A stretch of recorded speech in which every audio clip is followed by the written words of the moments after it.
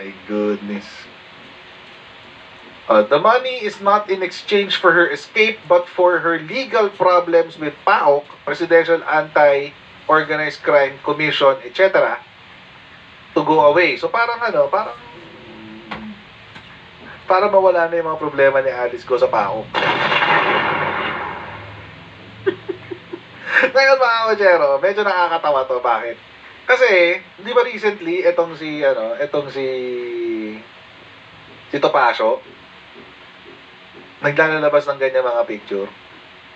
Yan. Na si PBBM daw ay kasama yung mga pogo heads. Ayan, itong Pew yata, yung Pew. Ayan, yung Pew. Oo. Kasama daw. Ayan, nasa picture. Rainier Pew. Ayan. Si PBBM. Ayan. Diba?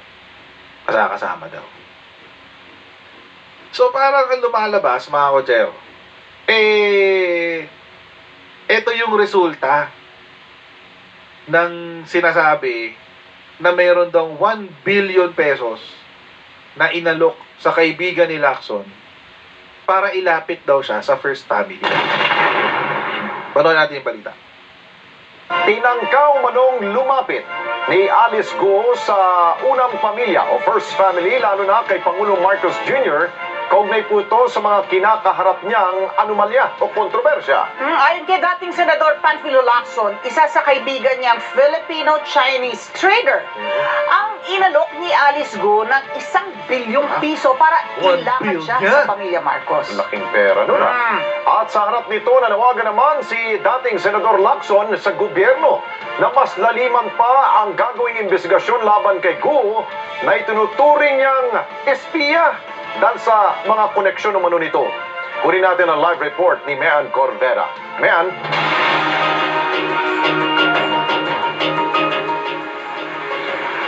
Alex, nung panahong nagigipit na daw si Alice Go ay tinangka nitong humingi ng tulong sa pamamagitan ng kanyang kaibigan para mailapit siya sa Malacanang. Yan ay para hindi siya madiin sa mga kasong kinakaharap kaugnayan ng operasyon o iligal na operasyon ng mga pogo sa Banban sa Tarlac at sa Porac, Pampanga.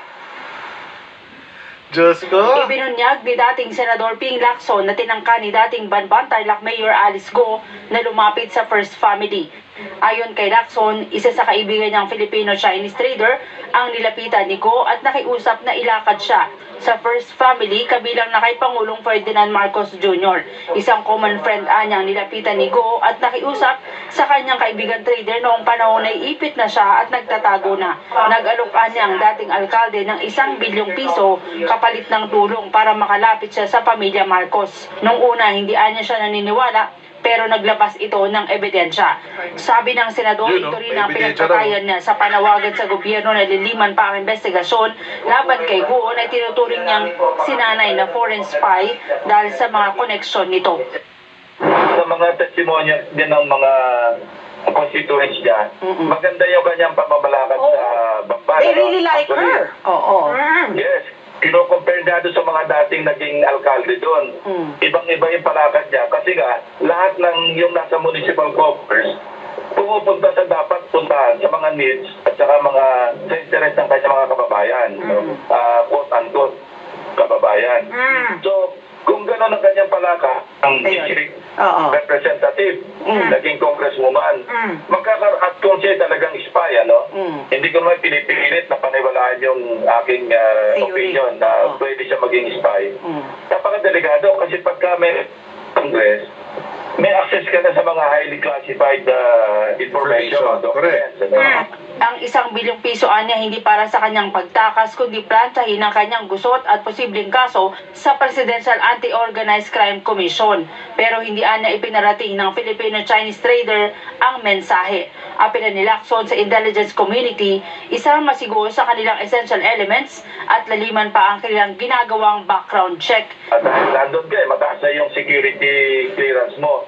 So delikado yun. Kung nag-work na sa foreign government, medyo hindi national security natin kung gano'n na mangyayari. Kasi hindi lang yun, baka mamaya dumating panahon, ito, far out na ito, pero hypothetically, in the realm of possibilities, dahil nagawa niya yung mas mahirap gawin, na mameki ng dokumento para mahalal bilang punong bayan, baka dumating araw, ma-appoint pa siyang, halimbawa, mag-senador pa, tapos ma-appoint ngayon na Defense Secretary o National Security, patay na tayo.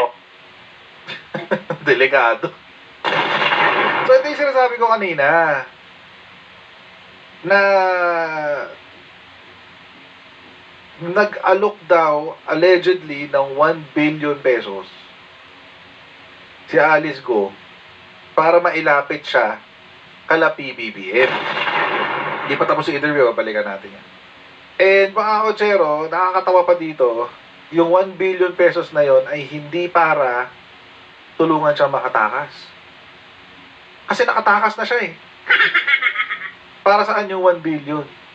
Yung 1 billion ay para tulungan siya, si Alice Go, na malinis yung issues niya sa PAOK. What does that mean? Ibig sabihin mga kotsero, yung 1 billion, allegedly, could be, yung padulas niya sa first family. Kasi wala na may ibang, diba? Wala na may ibang dahilan eh. Or probably, the 1 billion is just the foot in the door. Baka foot in the door lang yung ano, yung tawag dito, yung sa itong sa ano, sa first family. Baka iba pa yung offer kapag sa presidente na. Oo. Baka iba pa yung offer pag sa presidente na. Inoferan ni Alice Go yung kanyang contact na ilapit siya kay PBBM. Tapos, mga kotsero, itong most probably, itong si Alice Go ay meron pang ibang offer. Siguro, itatry niyang i-bribe si PBBM. Bakit? Kasi nga, ang goal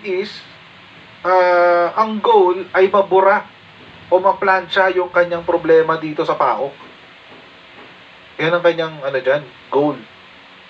Kailangan mabura yung problema sa PAOK. So, yun ang issue ngayon dyan. Tuloy natin. Naniniwala naman si Lacson na kung gagamitin ang mga bagong batas ng Anti-Money Laundering Council, maaring makonvict si Go at mga kasabwat nito ng hanggang 40 taong pagkakabilanggo. 40 years. Tapos yung vulnerability yung weakness ng ating system, hindi lamang sa yung sa banking system, hindi lamang doon, kundi yung sa PSA, yung DFA, diba? Filipino citizen. Marami nakakakuha ng mga passport ng mga Chinese Filipino passport. Correct. So expose talaga yung weakness ng ating sistema rito. So dapat maging aral na ito sa ating mga institutions na dapat lalong para patibayan nila yung mga security measures. Kasi pinaikutan na lang tayo ng lalo yung mga galing sa China na gusto magnegosyo rito. Ibinunag naman ni Senador Jingo Estrada na isang Chinese national na boss ng mga Pogo ang tumulong kay Go at mga kapatid para makalabas ng bansa. Kasalukuyan na nasa Taiwan ang naturang dayuhan na may hawak na 5 iba't ibang uri ng pasaporte. Ito rin ang business partner ni Alice Go batay sa mga dokumento na nakuha ng PAOK sa nirate na Pogo Hub sa Bamban, Tarlac. Nang tanungin ko ang Chinese national na si Wang Ziyang ang tinutukoy ni Estrada, sabi ng senador, malamang. Pero bahala na raw ang chairman ng komite na nag-iimbestiga kung isa sa publiko ang pangalan ng dayuhan. If you remember, ang sabi ni Alice Go, yun daw nag-facilitate nung kanyang pagtakas, sinabihan daw niya ng hindi magandang salita. So I asked her, kung sinabihan mo siya ng hindi magandang salita, bakit siya nagpatakas sa'yo? Ba't siya nagpahiram ng yate sa'yo? So ang aking conclusion doon, malamang siguro, kaya siguro itinakas si Alice Go paput sa ibang bansa, baka ikanta niya ito nag-facilitate ng kanyang pagtakas.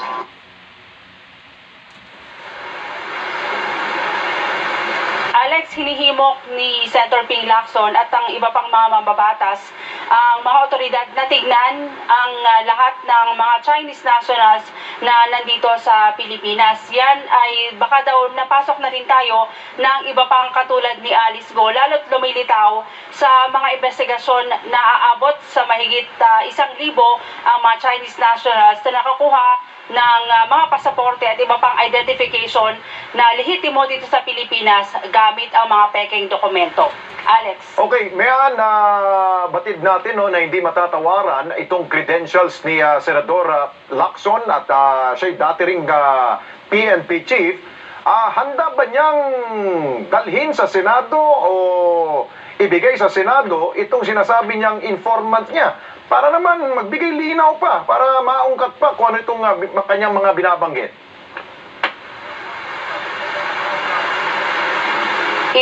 Alex, kung papayag yung mga senador, pero ang sinasabi niya kanina, yung paglilinaw natin, yung Filipino-Chinese trader na kaibigan niya ang kinausap at meron pang isang kaibigan na Chinese national din o Filipino-Chinese na nilapitan. Yun daw yung nasa tinatawag na inner circle at nakakapasok o nakakausap mismo ang unang pamilya. Kaya doon siya humihingi ng tulong. Pero yung impormasyon na yan ay ipapaubayan niya sa mga senador kung gagamitin sa mga susunod na investigasyon. Pero as we speak, Mean, wala pang reaksyon mula sa komite ni Senadora Ontiveros at maging sa ilang mga senador dyan ukol dito? Wala pa, Alex, pero ang susunod na pagdinig tungkol kay Alice Go ay itinakda na sa Martes. Okay, maraming salamat sa iyo, Mean Corvera. Mata natin, dyan sa Senado. Marami. Yun. So mga kotero, it seems, kung may attempt to ma-bribe, kasi hindi naman government official yung kausap ni Lacson eh. Kung merong attempt na magpalapit si Alice Go sa presidente natin ngayon para lang malinis.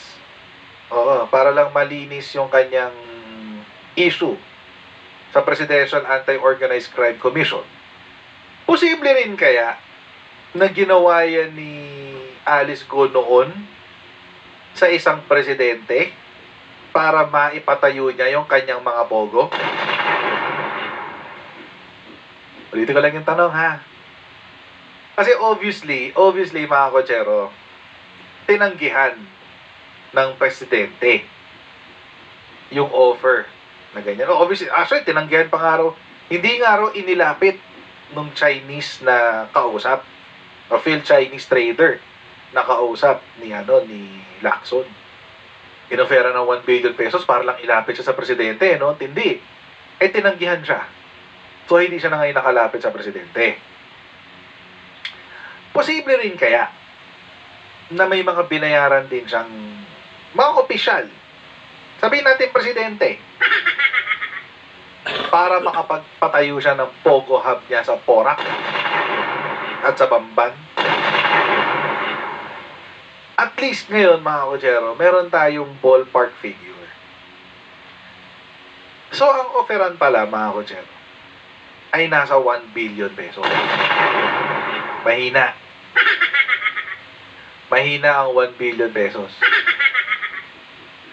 So, ganun pala ang offer. May ganito rin kayang naganap dito? Nagkapalitan kaya ng 1 billion dyan? Uy, walaw.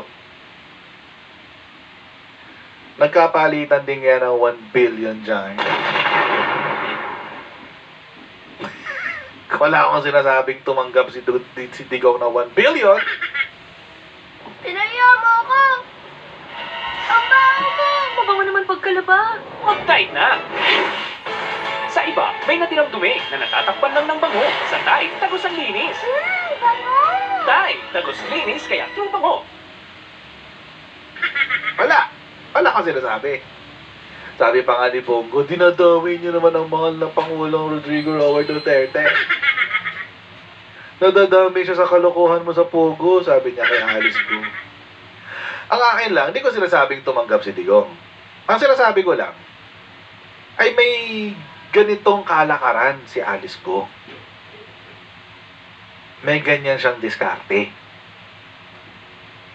Para makuha niya yung gusto niya, magbabribe siya. Mangbabribe siya. Oh. Para makuha niya yung gusto niya. Para makuha niya yung paglilinis ng pangalan niya sa Presidential Anti-Organized Crime Commission or PAOK, magbabayad daw siya ng 1 billion pesos para linisin yung kanyang kaso. 1 billion pesos, guys. Nung nagpatayo kaya siya ng Pogo Hub sa Bamban, Tarlac at sa Porac, Pampanga, magkano kaya ang nai-offer? Kanino kaya siya lumapit? Bingo kaya? Bingo kaya yun? Kanino kaya siya lumapit, no?